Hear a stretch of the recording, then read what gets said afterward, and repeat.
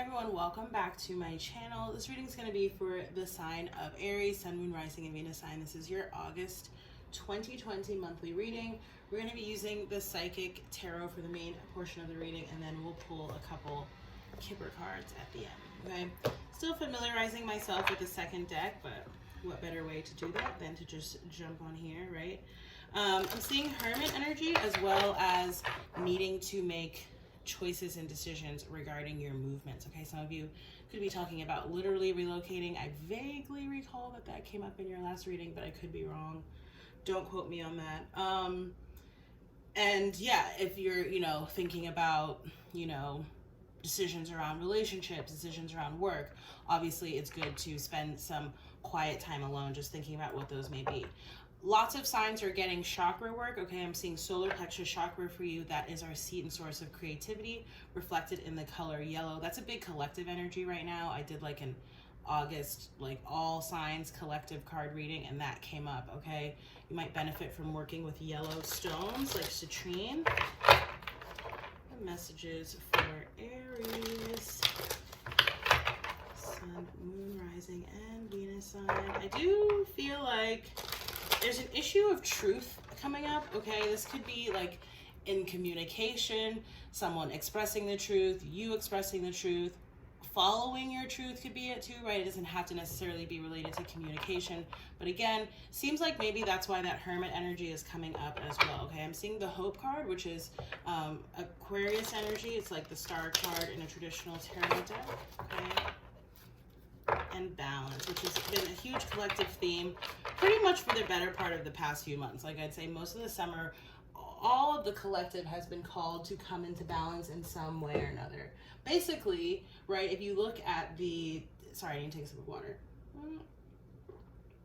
If you look at like, time spent in relative solitude and quietude, right, that meditative or mindful sort of state of mind, it's a really good time to think about what may be imbalanced, right, or misaligned in your life and how to maybe go about fixing that, right? What are the messages for Aries? Oh my gosh. Cards keep flying. Hold on. You have lots of major arcana, okay? Major life cycle changes happening for you here, and your heart chakra is coming up. That too came up in the collective August reading. Let me just reach over here. Okay. All right. So all your cards are pretty much face down too. That's interesting. So, and you have yet another chakra. This is, I'm laughing because I said in a video I filmed earlier, like whenever I'm called to use this deck, it seems like every sign has chakra work to do, because this deck has like 70 something cards, close to 80, right? And there's only 7 chakra cards, and like you have 3 of them, or we've seen 3 of them, right? One actually coming out in your reading. So your third eye chakra as well, okay? So the chakras and the colors that are the focus for you, Aries, for this month, your third eye with this color blue, okay?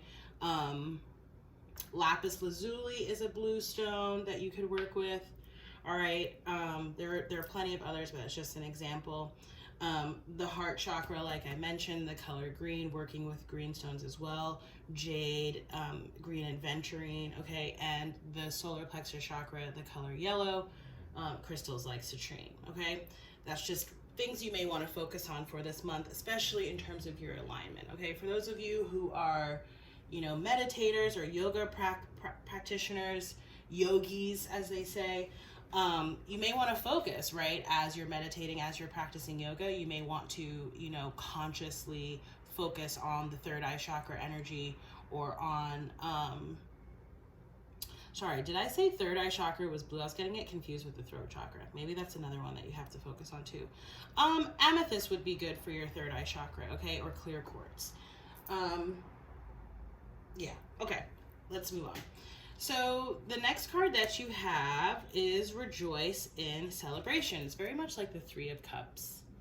I feel like, maybe you have something or that you'll be celebrating soon, okay? Some type of party or engagement. Obviously, it could even be like online. It doesn't have to be in person, okay? But I am seeing something celebrate. You could be celebrating, like, I'm almost seeing like celebrating. It's like a milestone, okay? Or it's like a launch of something.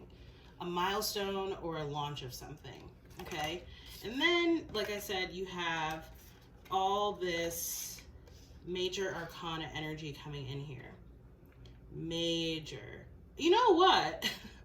It just doesn't have to be like a literal milestone or celebration. I'm almost seeing now, I'm like, oh, this is your spirit team celebrating. This is them celebrating your awakening and ascension, your spiritual opening up, your spiritual transformation that's happening right now, kind of as a result of you actually not doing very much. Like, again, well, you're doing the inner work, okay? It's like there's not a lot of happenings going on around you. You know, maybe the month is actually going to be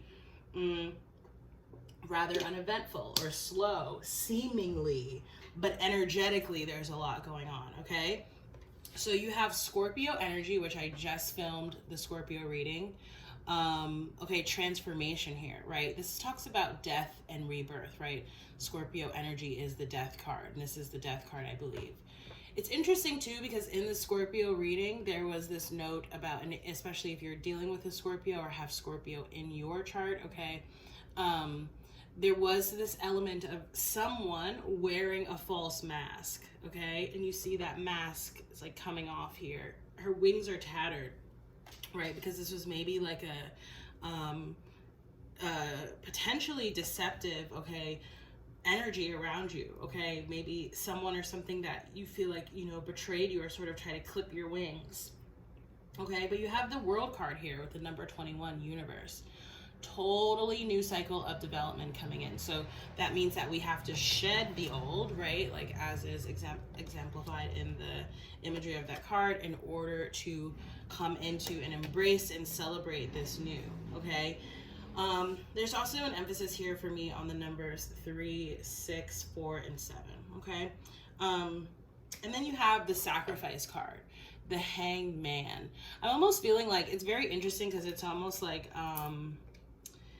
you know, it's like this, like, you know how in, you know, in college or when you were younger or whatever, you could use any sort of example, right? But it's like your friends are going out to celebrate and you have like work to do or you have something to study for, and you sacrifice going out in order to get whatever done, okay? And you may be literally doing that this month. Again, I don't know, you know, everyone's situation is different in terms of the level to which they are even socializing, okay? But I am feeling this sense of, you know, like maybe saying no to things so that you can focus more so on yourself here. And again, I'm feeling like your guides are celebrating that. For some of you, you could also be going to some type of celebration, like I said, right? It's reminding me of this phrase, like moderation in all things, right? You don't want to be like, you know, there's a little bit of an energy of like hermit mode-ish with this hangman, which are similar energies, but you don't want to, you know, I mean, unless you do, like, want to be completely off the grid, in which case you're probably not even watching this video. Like, you know, there's a balance between spending time alone and spending time with other people. So just apply it however it resonates. Let's get your Kipper guidance, okay? And there's that, this is just there at the bottom from the Scorpio reading. That false person, someone wearing a false mask, okay? And it doesn't have to be another person. Sometimes it can be ourselves, right? We're lying to ourselves here.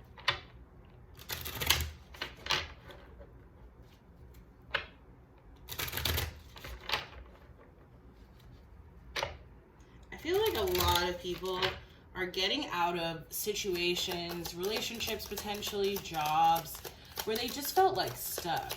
Like, I'm feeling this energy of feeling trapped. What are the messages for it? Let's see if there's any of those.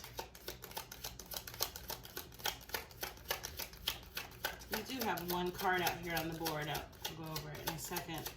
Okay, I think that's it. Yeah, the messages for you are pretty light this month, Aries, okay? I do feel like there's some type of communication, okay? Whether that's something coming in or sort of, it feels like it could be more of like a spiritual message or spiritual guidance that, again, you get through reflection and introspection and spending time at home. the family room. I'm literally getting spending time at home. Okay, like in the like literal sense, and also like cultivating this internal sense of home. Okay, Aries. So that's been your August 2020 monthly reading. If the reading resonates, please do like, share, comment, and subscribe. If you'd like to book a personal reading with me, you can do so through my website. You can also subscribe to my newsletter for free.